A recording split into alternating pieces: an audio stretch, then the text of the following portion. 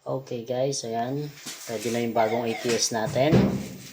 So, ngayon naka-on grid tayo. Ito yung system. Ayan.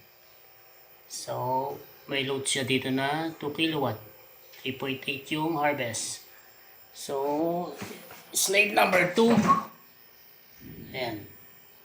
Number 3. Bilisan natin. Magpapatay na siya doon. Number 4. Number 5. Yun. Tapos yan. Shutdown natin yung system. Yan. Yun. Yan. So, naka-off grid na siya.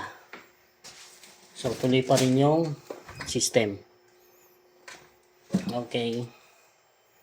Then, maya-maya, hintayin natin ibalik yung grid. Tagal ah. Gano? Sabihin mo, balik na niya. O, naka mo on. Yan.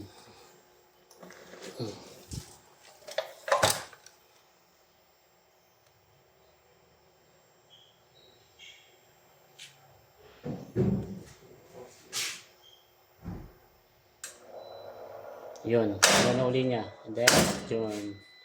So, back to on grid. Yan. Okay guys, that's for all. Thank you.